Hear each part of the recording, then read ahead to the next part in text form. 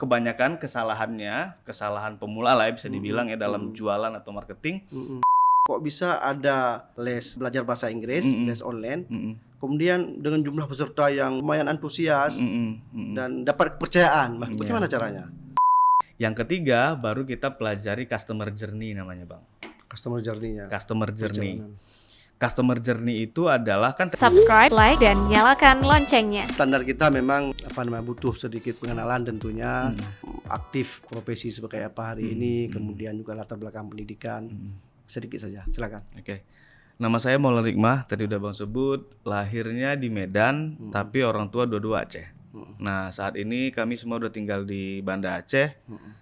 Kalau pendidikan, karena tinggal di Medan, lahir di Medan, jadi sekolah TK sampai S1 itu di Medan, S2-nya di sini di Banda Aceh. Jadi bisa bahasa Aceh? Ji, baca-baca. Oh, jangan diragukan soal bahasa Aceh. Oke. Bang Mola kan bergerak di bidang apa? Saya lebih ke mungkin menyebut diri itu online marketer ya, pemasar online, kira-kira gitu. Jadi kita ada produk yang kita pasarkan dengan memanfaatkan media internet. Lebih tepatnya kalau kami itu mungkin sekitar 99% itu lewat media iklan yang ada di internet, terutama sosial media seperti Facebook, Instagram, TikTok, YouTube, Google kayak gitu. Di semua jenis media semua internet. Kita gas, Bang. Iya. Artinya secara umum Bang Mola bergerak di entrepreneurship lah ya. Iya. Nah, pengalaman selama ini bergerak di produsen apa yang saya produknya itu sama kayak Sago TV, Bang. Intinya edukasi. Intinya edukasi. Jadi karena dulu itu tergelincir, Bang. Jadi ini mungkin sedikit ada cerita. Saya sebenarnya kalau secara pendidikan itu bukan pendidikan secara background edukasinya, bukan kayak saya ini hukum. S1-nya hukum? Hukum, lebih tepatnya syariah. S2-nya fikih gitu. Berarti betul-betul tergelincir ini. Iya, betul-betul tergelincir. Kalau Ustadz Mizaj bilang tergelincir di jalan yang benar gitu. Ya. Nah, jadi cuma dari tahun 2004 itu kebetulan diminta untuk bekerja terkait dengan bahasa Inggris. Gitu, ngajar, menerjemahkan, interpreter kira-kira begitu. Sampai berkali-kali mencoba untuk pindah bisnis gitu, semuanya nggak berhasil gitu. Jadi balik lagi bahasa Inggris lagi. Nah, jadi pada intinya saya bergerak di bidang pendidikan, terutama belajar bahasa Inggris secara praktis gitu, tidak belajar bahasa Inggris seperti yang kayak di kursus biasa, apalagi di sekolah-sekolahan gitu. Tapi sebelumnya sempat belajar bahasa Inggris di pesantren? Di SMA atau di apa? Iya, saya memang pernah di pondok, tapi bahasa Inggris itu bukan karena saya di pondok. Oh gitu. Nah, lebih belajar otodidak. Iya, I taught myself English kira-kira gitulah. Ini sepertinya podcastnya harus pakai bahasa Inggris nih. Boleh pakai bahasa Inggris sudah. Ya, dari akhirnya produknya adalah bentuknya apa? Ada saat ini kita lagi nulis banyak buku. Saya nulis juga di bahasa Inggris. Terus juga ada online courses, kursus tapi online. Kita pakai media seperti ini, video, kita kemas nanti ditaruh di website orang. Apa websitenya? Ada maulanahikmah.com, ada juga beberapa yang lain. Nggak apa, sebutkan aja. Salah satu brandnya sekarang Bahasa Academy. Bahasa Academy. Bahasa Academy. Iya, biar keren aja. Nggak double A di tengah gitu. Dan itu concernnya di belajar atau les lah ya, secara bahasa lebih sederhana ya. Les bahasa Inggris online. Ya, sederhananya seperti itu. Dan kita punya peserta belajar itu seluruh Indonesia, bahkan sebagian peserta itu dari berbagai negara yang ada di dunia inilah. Dan itu basisnya adalah di internet itu? Internet semuanya. Kita mulai dari pemasaran, proses belajar mengajar, distribusi materi, itu semuanya online. Sudah berapa tahun Maula menjalani proses pelatihan belajar bahasa Inggris kalau online, Bang, kita mulai 2015. Saya dari ngajar TOEFL waktu itu. Jadi tagline kita dulu, kita yang pertama ngajarin TOEFL online di Indonesia. Dan base-nya itu di Banda Aceh? Banda Aceh. Berapa jumlah peserta secara keseluruhan? Nasional dulu. Nasional. Nggak apa-apa, bagi-bagi aja kan nggak ada masalah. Lumayan, Bang. Lumayan ya. Iya, Kalau ribuan. internasional? Kalau internasional sekitar 5% lah dari total peserta kami. Cuman lumayan variatif ya, maksudnya tersebar gitu. Malaysia, Singapura paling banyak karena orang Indonesia paling banyak di sana. Jadi orang Indonesia di Singapura belajar bahasa Inggris online. Yes, ya, bareng kita. Terus yang dari Saudi Arabia juga Sempat banyak. Terus Hong Kong, Mm-mm. Eropa ada dari Jerman, Prancis kemarin, habis itu Taiwan. Itu sih. Tapi mayoritas itu warga negara Warga Indonesia, Indonesia yang dia sedang berdomisili sedang di berdomisili di negeri. luar negeri, apakah bekerja, ekspat kayak gitu, ada yang TKI juga kayak gitu. Kasih bocoran lu, satu hari berapa kali pertemuan atau bagaimana skemanya? Skemanya macam-macam. Kalau dia online course berarti itu dia akses materi saja. Nah, kalau dia ambil kelas berarti ada pertemuan seminggu 2 kali, seminggu 3 kali. Ada macam-macam sih programnya bisa dipilih. Indeks keberhasilan. Indeks keberhasilan. Dari misalnya ini anak saya nih mau ngeles online bahasa Inggris. Ya. Nah, itu potensi keberhasilannya berapa persen?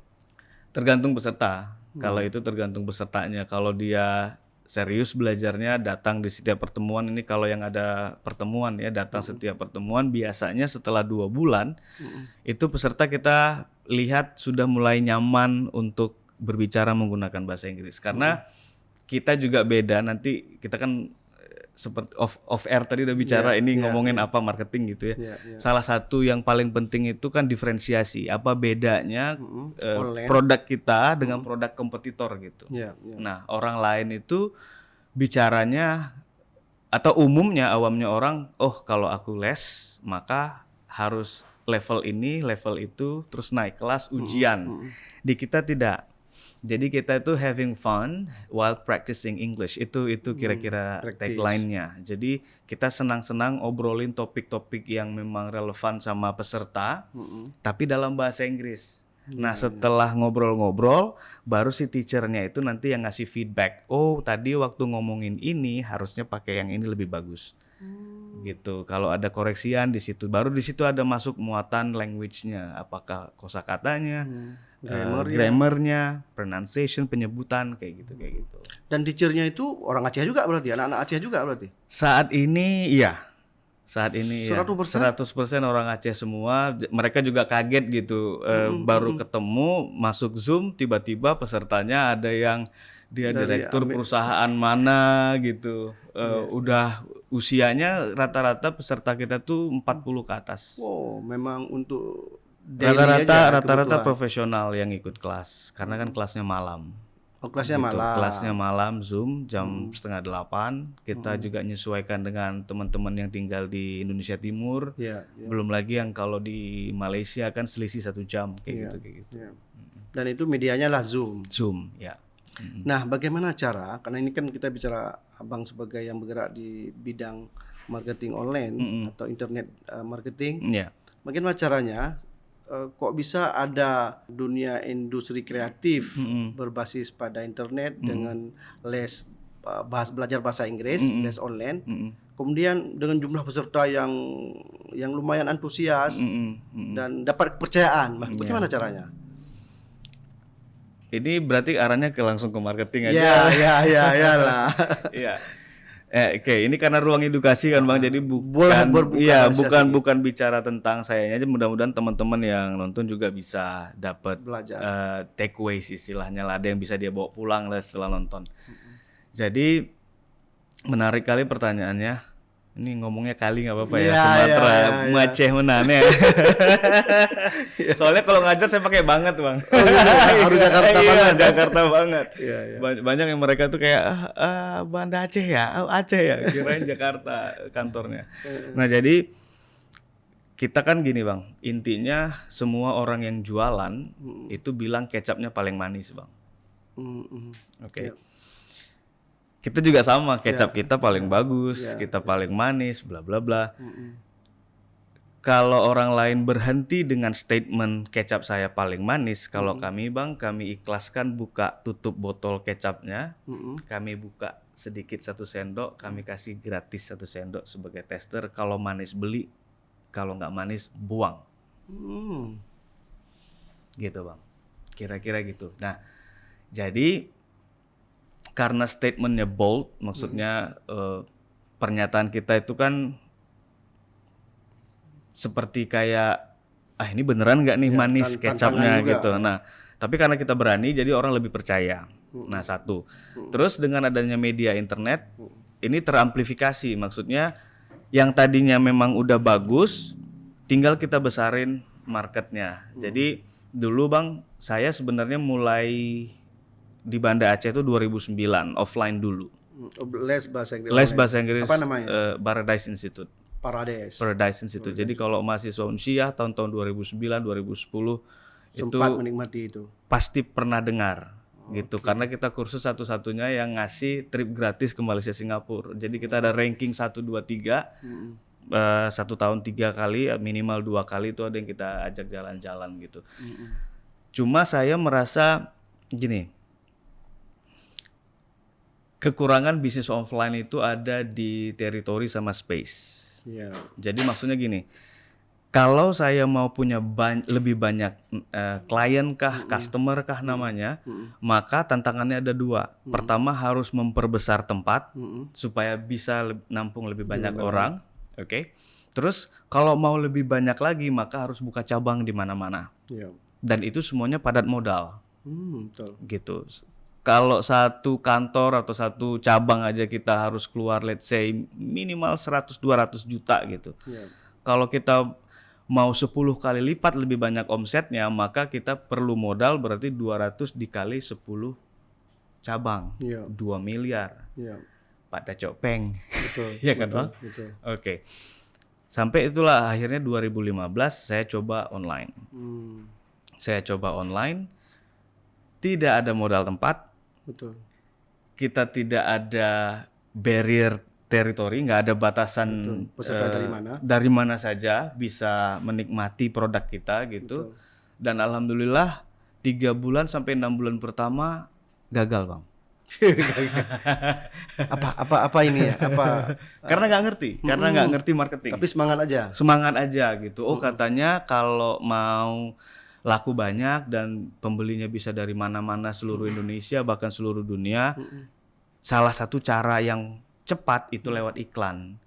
Nah, saya ngiklan sebulan, 2 bulan, 3 bulan, tabungan habis, istri nangis, tapi nggak ada sales gitu. Nah, di situ yang bikin saya oke, apa yang salah gitu. Nah, yang salah ternyata saya nggak paham apa itu marketing. Saya nggak paham apa sebenarnya proses yang terjadi sehingga orang sampai ke produk kita dan beli. Oke, tunggu situ. Nah, sampai ke situnya karena action lalu gagal hasil evaluasi adalah karena pemahaman, karena nggak paham. Lalu apa yang Ola lakukan? Maula yang lakukan. Ya. Apa yang Maula lakukan? Oke, pertama memahami marketing itu apa sih? Gitu. Karena banyak orang marketing dikirain marketing itu pakai baju masukin ke dalam pakai dasi kan keliling bawa panci gitu, itu marketing misalnya. Atau marketing itu jualan. Nah, marketing itu sederhananya pemasaran atau memasarkan. Market ini agak belajar bahasa Inggris dikit lah ya, bonus gitu. Marketing itu kan kata dasarnya market. Market artinya pasar, orang. Nah, jadi kita harus tahu itu dulu. Nah, bicara orang, saya alhamdulillahnya gitu 6 bulan itu tidak ada hasil, saya langsung dapat belajar yang ilmunya benar dan itu benar-benar dari awal. Nah, jadi ada 3 yang harus disiapkan. Ini untuk teman-teman juga yang nonton. Kalau sekarang lagi bisnis, lagi bangun bisnis atau mau memperbesar bisnisnya, mudah-mudahan ini manfaat. Yang pertama, kita tentukan dulu target market kita itu siapa. Karena banyak orang bisnis kalau kita tanya targetnya siapa? Semua orang seluruh Indonesia. Semua yang bernafas dan ada rupiah di kantong dan atau rekeningnya, dia adalah target market saya, dan itu kesalahan besar. Gitu, buktinya kayak abang misalnya di kamar mandi aja, nggak usah kemana-mana, kamar mandi Saya pula aja. contohnya nih. Iya, maksudnya gini, pasti pasta gigi yang dipakai cuma satu merek, Yap. sabun satu merek. Kan nggak ada kayak swalayan kan. Betul. Kamar mandi abang kayak hari ini kayaknya pakai ini nih gitu, nggak ada, cuman satu merek aja. Berarti kita bisa belajar dari situ, brand-brand besar saja mereka itu bener-bener mikirin target market, bukan untuk semua orang. Yap. Gitu. Itu satu. Jadi tentukan target market. Cara menentukannya gimana? Paling sederhana itu minimal 3. Pertama usia, Ya. yang kedua gendernya, yang ketiga lokasinya di mana. Gitu. Kalau mau lengkapnya itu bisa lebih banyak variabelnya, sampai income-nya berapa kayak gitu. Karena itu nanti terkait dengan harga produk dan lain-lain. Tapi minimal 3 ini, Bang. Untuk usia kita harus clear bahwa nggak mungkin satu produk fits for all gitu kira-kira. One fits for all itu nggak ada. Jadi kami juga dulu menentukan. Bahkan saya tanya ke tim saya gitu, ini sebenarnya peserta kita usia berapa sih? Nah dari situ saya cek iklan saya, Cihana maho umurnya. Jadi saya tembak ke semua usia. Dari usia. Setelah tidak ada penjualan, bocil semua yang nonton iklan saya gitu. Iya. Klik banyak kok nggak ada yang beli. Betul. Gitu. Setelah saya tahu usianya 25 tahun ke atas, kita sempitkan targeting dari sisi usianya. Berarti 25 Ke atas. and above ke atas. Terus yang kedua, gender. Gitu. Kalau produk kita memang spesifik ke laki-laki, ya ngapain nembak perempuan juga gitu. Nargetkan perempuan juga. Nah, kalau memang jual hijab misalnya, itu teman-teman pasti banyak yang jual fashion, hijab, skincare dan lain-lain. Ya kenapa tidak perempuan saja? Kecuali ada alasan tertentu, kita bisa menargetkan laki-laki juga. Misalnya suami yang pengen ngasih hadiah ke istrinya, itu dan lain cerita. Terus yang ketiga, lokasi gitu. Saya dulu kalau nggak salah ingat ya, itu saya targetin seluruh dunia. Karena saya tahu TOEFL ini yang membutuhkan bukan cuma Indonesia gitu. Saya tembak lah kayak seluruh dunia. Akhirnya uang habis nggak ada hasil. Nah jadi itu Bang, target marketnya definisi dulu siapa. Yang kedua, setelah kita tahu personanya siapa, kita pelajari problem sama desire-nya apa. Yang terkait dengan produk kita. Ya, problem produk berarti. Yes. Produk kita ini bisa menyelesaikan masalah dia di bagian yang mana. Gitu. Atau problem dia ada nggak hubungannya dengan produk kita. Nah itu yang di highlight, itu yang dibungkus, di package jadi pesan pemasaran nantinya. Kayak gitu. Terus apa tadi? Yang kedua, ya kenali mereka problemnya atau desires-nya. Keinginannya apa? Kayak misalnya di saya belajar bahasa Inggris itu terkait dengan kosakata, orang itu pengen nguasai, ini kan desires-nya ya, pengen nguasai ribuan kata bahasa Inggris, tapi malas menghafal. Saya tulislah buku, sayangnya nggak bawa bukunya ya. Apa judul bukunya? English Potato. English Potato. Iya, praktek lengkap menguasai ribuan kata dalam bahasa Inggris tanpa menghafal. Jadi itu buku, istilahnya kalau penamaan juga banyak yang nanya kenapa English Potato. English Potato itu sebenarnya serapan dari idiom bahasa Inggris yang couch potato. Couch potato itu artinya orang yang malas, yang cuma nongkrong depan TV di sofa, pegang remote aja. Itu couch potato. Jadi couchnya saya ganti, masukin English potato. Jadi maksudnya orang yang males juga bisa kok bahasa Inggris. Nah, yang penting habisin bukunya ya, habisin bukunya karena full praktek di situ. Jadi membangun kebiasaan untuk menggunakan kata. Jadi itu yang kedua. Kita benar-benar harus tahu problem dia apa, desire-nya apa. Yang ketiga, baru kita pelajari customer journey namanya, Bang. Customer journey-nya. Customer journey. Customer journey itu adalah, kan tadi kita udah tahu siapa market kita tahu masalah dia apa, dan kita tahu keinginan dia apa. Nah, setelahnya berarti kan asumsinya kita produk udah punya nih. Kita udah tahu problem yang mana yang mau kita targetkan, atau desire yang mana, atau keinginan apa yang kita targetkan. Baru kan kita jualan nih ceritanya. Yeah. Mau terserah offline, online, pakai iklan atau organik terserah. Yeah. Tapi pada intinya kita harus tahu customer journey. Customer journey itu adalah perjalanan dari yang kita atau market kita, mereka itu yang nggak kenal kita, sampai pada ujungnya adalah tiba-tiba dari nggak kenal itu kirim transfer ke rekening kita. Itu namanya customer journey. Nah, kesalahan saya dulu yang rugi itu salah 3-nya, ini udah 3 kan, banyak banget skalanya. Adalah itu nggak ngerti customer journey, kirain orang kalau udah ngelihat iklan kita atau udah lihat penawaran kita, otomatis ngeluarin uang. Salah. Yang betul bagaimana? Kita harus tahu customer journey. Customer journey itu ada 3 tahapan. Ada 3 tahapan kenapa orang akhirnya keluar uang untuk percaya untuk keluar uang beli produk kita. Yang pertama itu, kalau umumnya kadang-kadang ada orang bilang market itu dibagi 3, ada istilahnya cold market, ada warm market, ada hot market. Cold ini artinya adalah orang-orang yang they don't even know we exist. Mereka bahkan nggak tahu kalau kita tuh ada, apalagi produk kita gitu. Betul. Apalagi dia peduli gitu. Nah, jadi kalau kita sudah tahu ini adalah orang cold market, maka yang kita atau upaya marketingnya adalah awareness, building awareness dulu. Mereka kenal dulu, kenal dulu. Medianya bisa dengan video, konten dan lain-lain. Itu sebenarnya semuanya tujuannya awareness.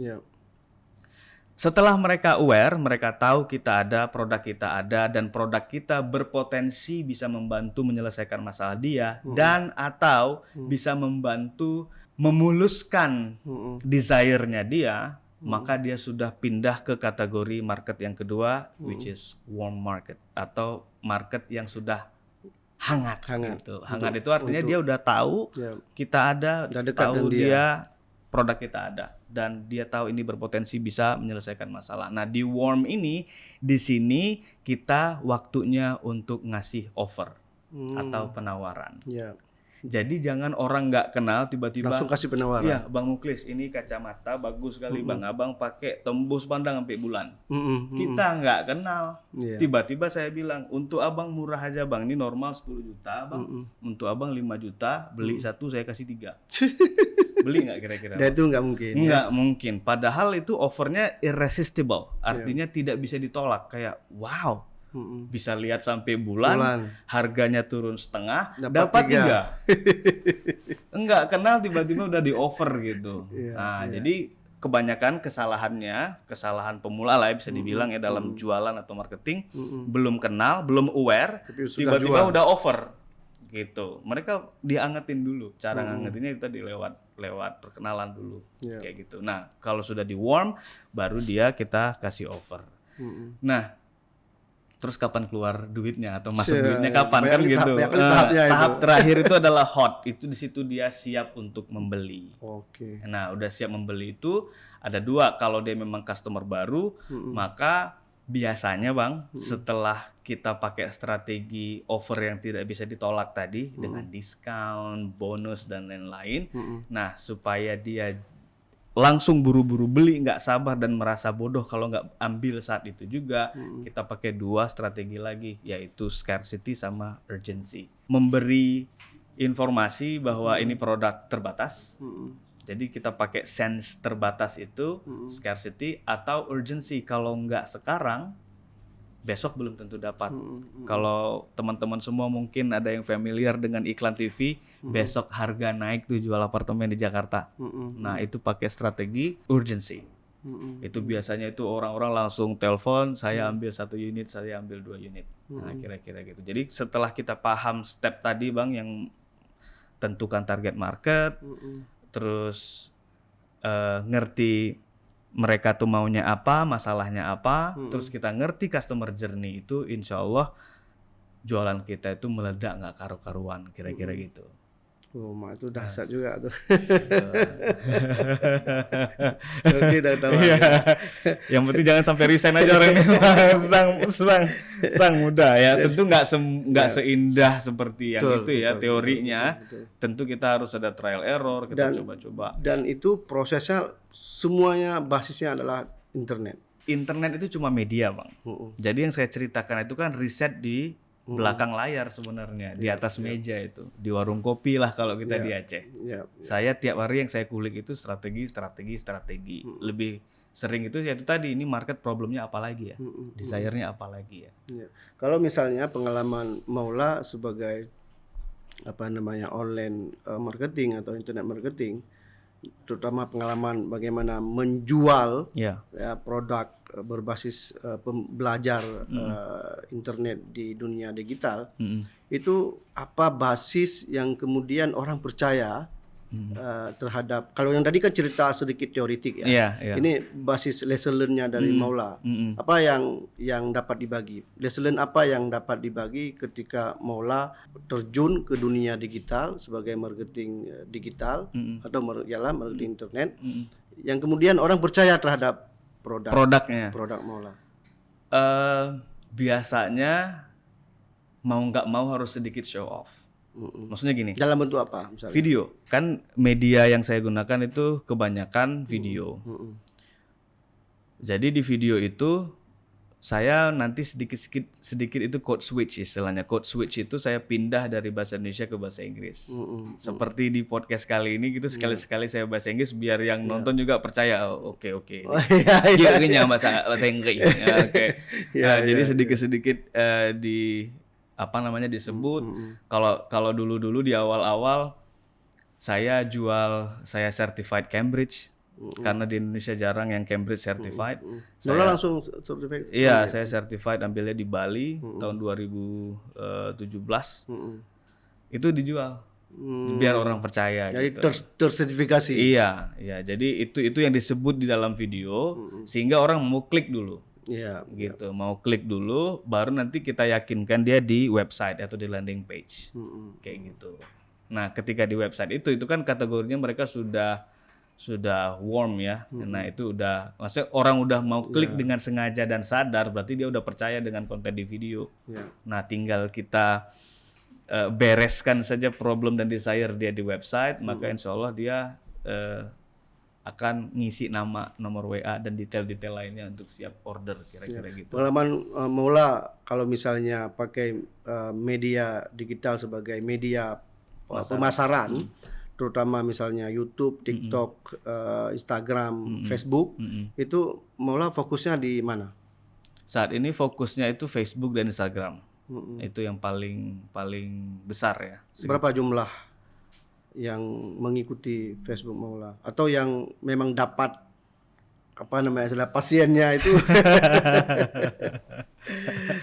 dari Facebook? Kalau follower, karena saya ini aliran mazhabnya itu bukan organik. Jadi digital marketing ini ada 2 mazhab kira-kira gitu, Bang. Ada yang mazhab organik, gratisan, dia bikin konten tiap hari, ya kan, attention seeking lah, cari perhatian market targetnya dia, sehingga suatu hari nanti orang bisa mengunjungi bio-nya, klik link gitu. Ada yang iklan, paid. Kalau saya ini aliran yang paid. Jadi dari awal saya itu emang iklan berbayar. Mindsetnya itu saya nggak kuat bikin konten tiap hari, bikin sekali aja iklanin, biar Facebook sama Instagram yang bekerja, saya sekali aja kerja gitu. Dan itu efektif? Sangat efektif dan sangat cepat gitu. Kalau kita ngerti yang tadi ya, yang teori yang membosankan tadi. Ya, itu memang membosankan, capek sekali karena kerjanya di balik layar, di atas meja, berjam-jam, berhari-hari, bahkan berbulan-bulan. Tapi once hit, bisa menghasilkan. Itu on top of the world, like overnight. Pengalaman maksudnya kan Maula ini posisi di Aceh. Ya, Bang. Tapi kemudian dengan customer dari berbagai wilayah dan negara juga. Nah, ada nggak orang anak-anak Aceh lain seusia Maula yang juga bergerak dalam format, dalam tipe yang sama dengan Maula? Kalau persis misalnya kayak di pendidikan gitu atau punya produk, kalau di pendidikan nggak tahu, Bang. Tapi kalau produk lain sepertinya ada.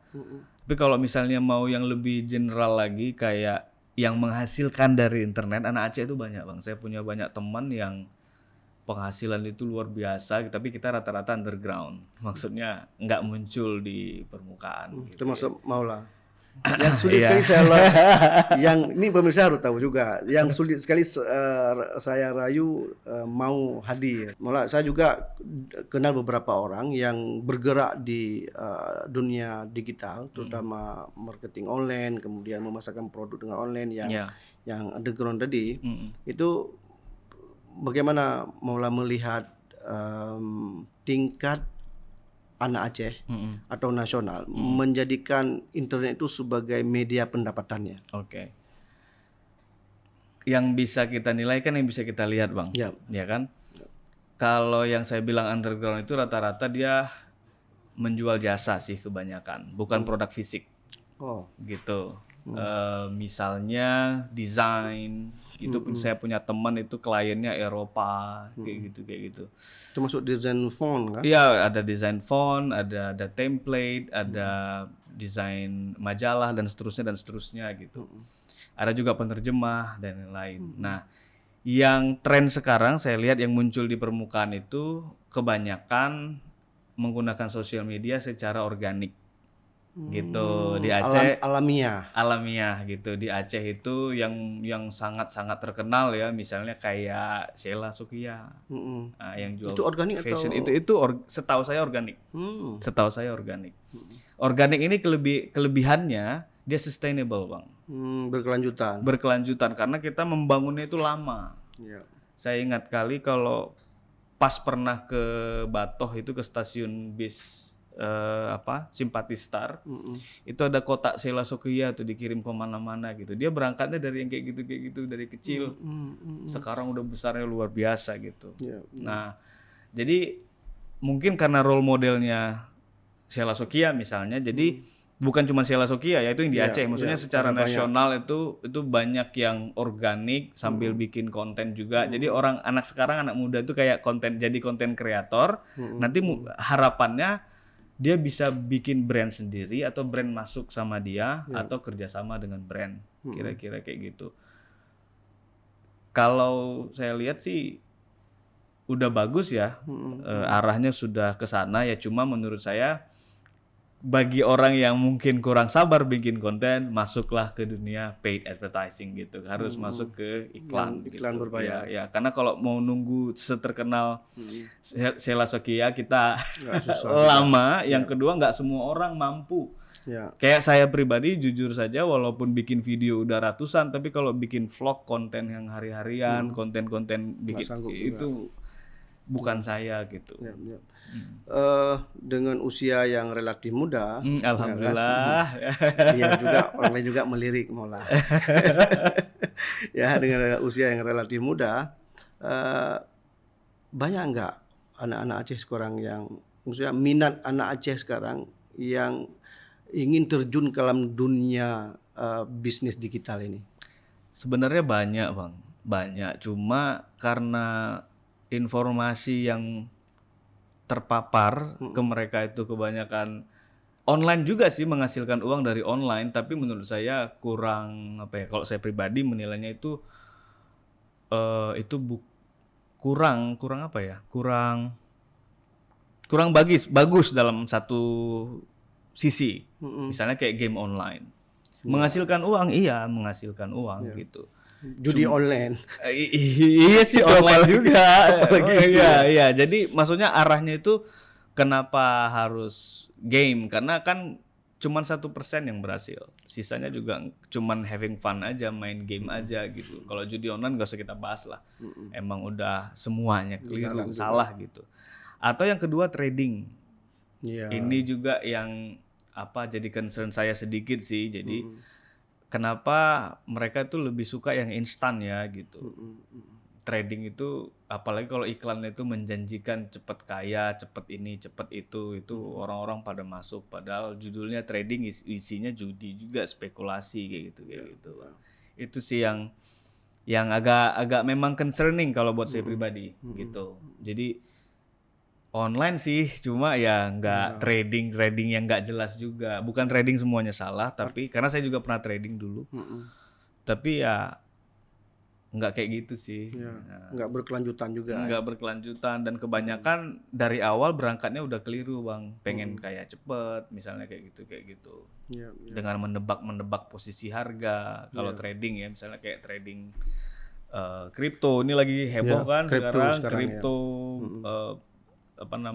koin-koin begitu. Jadi kebanyakan itu cuman tebak harga saja atau ikut-ikut FOMO, istilahnya fear of missing out gitu. Influencer yang dia tonton itu beli ini, aku beli juga. Betul. Padahal dikarungin, istilahnya dalam trading itu ada dikarungin gitu. Dia udah ada barang di dalam, orang masuk dia lepas. Betul. Jadi sekarang mulai dunia kan berubah, artinya kita nggak bisa juga berdiam diri dengan perubahan dunia sekarang kan, terutama perubahan dunia digital. Nah, pada satu sisi kita butuh juga pengetahuan supaya kita tidak menjadi tidak menjadi penonton ketika perubahan ini terus berlanjut. Nah, misalnya kami di sini sebagai sebuah lembaga yang bergerak di bidang edukasi, terutama soal publisher, soal buku misalnya. Nah, hal-hal yang kami lakukan ini berpotensi nggak untuk bergerak dalam dunia kalau dulu misalnya basisnya buku tercetak, kemudian muncul e-book, kemudian kami juga ikuti bahwa e-book juga hari ini minatnya juga mulai berkurang. Nah, ada tren juga kembali ke buku fisik, ya kan. Nah, apakah kami mesti terlibat untuk mengisi perkembangan dunia digital itu? Ya. Ini semacam pelatihan juga untuk kami. Ya. Podcastnya 3 jam nih, tegas ya. Sebenarnya media digital atau digital marketing itu tidak punya syarat produknya harus ini, produknya apa saja bisa. Kalau dia bisa dijual offline berarti maka bisa dijual online juga. Nah, tinggal caranya gimana. Nah, jadi caranya kayak yang saya jelaskan tadi Bang. Jadi kita target ngerti market, terus customer journey-nya ngerti, maka insya Allah bisa apa saja. Nah, terus kayak misalnya buku, saya kebetulan tadi pagi siap ngantar anak sekolah, karena dari bilang muda nih jadi kayak patah punchline. Oh, sudah punya anak. Oke. Saya siap ngantar anak tadi ke daerah kota beli sarapan. Pas pulang di Simpang 5, saya GoDivi ada billboard besar kali. Oh, mana publisi? Ya, ada buku Rohingya ya, buku Rohingya gitu. Saya senyum-senyum langsung kayak nyojuk ke bahan gitu. Jadi kalau misalnya memperhatikan lagi, ini karena kita udah bicara tadi, sudah saya layout target market, customer journey dan lain-lain. Di bagian kapan kita menawarkan sesuatu, maka billboard tadi itu adalah contoh yang mungkin there are some areas you need to work on, kira-kira bisa diperbaiki gitu. Pertama itu Simpang 5, teksnya banyak, dan ada promo-promo di situ kan, ada offer di situ. Ini gimana ya? Kritik aja terus. Gak masalah, langsung lanjut. Ini ruang. Saya tahu Bang, Simpang 5 itu kan mahal. Betul. Billboardnya gitu. Betul. Daerah Lamnyong aja berapa dulu? Itu 6 juta sebulan, 7 juta di depan Fantasi itu yang Lamnyong. Apalagi Simpang 5 2024 gitu. Kayak pasti mahal. Nah, jadi kalau saran saya yang namanya kita marketing ke mass ya, maksudnya ke masyarakat luas yang ada kenal kita, sebagian besar tidak kenal kita, itu dipancing teaser saja. Jadi jangan dihambo semua informasi dalam satu tempat media. Contoh misalnya kalau untuk billboard itu. Oke. Buku itu kan yang paling atau bagian paling menarik yang ingin dijual itu adalah buku itu sendiri kan. Konteksnya adalah soal kenapa Rohingya ditolak. Nah, dan itu bukan hanya isu Aceh, tapi sudah nasional gitu. Jadi dia sudah menarik perhatian nasional. Jadi itu yang harusnya secara dimensi itu dia lebih besar. Oke.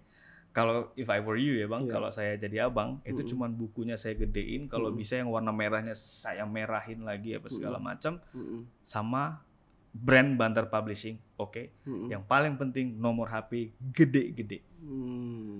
Karena saya pernah dulu baca penelitian, orang cuma punya waktu sekitar 1 sampai maksimal 3 detik ngelihat billboard itu, Bang. Ya. Sekali Yes. ini. Yes. Jadi saya setiap kalau bikin media iklan yang text base, yang basisnya teks, itu saya baca sendiri. Kalau lebih dari 3 detik saya coret. Gitu, Bang. Jadi kalau bisa ngelihat ngelihat posternya itu langsung nangkap desire orang. Kalau buku Rohingya ini saya kira lebih ke desire ya, kita memanggil empati orang. Judulnya keren by the way. Mengapa Rohingya ditolak gitu. Iya ya, kenapa ditolak ya? Aku pengen tahu. Betul tahu ya. Terus langsung nomor HP.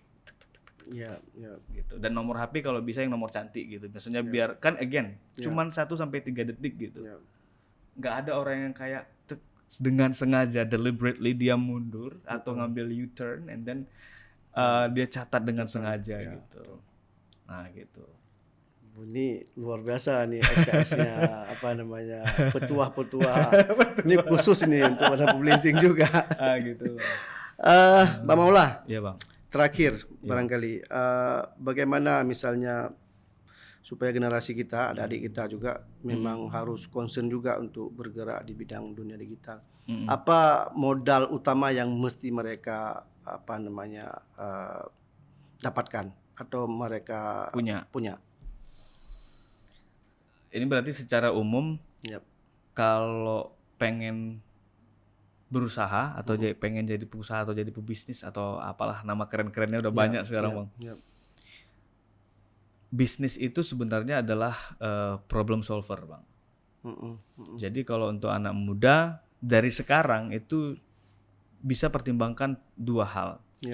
Yang pertama, aku senangnya apa supaya bisa bantu orang dalam hal apa. Boleh perspektifnya dari sisi itu, atau dari kalau misalnya aku nggak tahu passionnya apa, aku nggak tahu keahliannya di mana apa segala macam. Oke, kita balik perspektifnya. Kita cek ke market. Market itu punya masalah apa yang aku kira-kira bisa bantu di situ. Berangkat nih dari situ. Jadi kesadaran itu dulu, baru kita bisa mempersiapkan skills dan knowledge-nya sehingga suatu hari kita bisa keluar di market dengan brand produk terbaik versi kita. Jadi mulai bisnis itu bukan dari modal pertama, tapi dari cara pandang itu ya, sendiri. Fun fact, saya mulai ngiklan itu dari modal Rp20.000, Bang. Gitu. 20.000 perak aja. Oke, terima kasih. Ya, sama-sama, Maula Bang. Nikmah, ini luar biasa diskusinya. Ya, semoga manfaat, Bang. Dan ini betul-betul jadi ruang edukasi kita. Sesuai tagline. Terutama saya Uti sebagai anak muda kita. Makasih, Bang Maula. Assalamualaikum warahmatullahi wabarakatuh. Jika video ini bermanfaat untuk Anda, silakan subscribe, like, dan nyalakan loncengnya.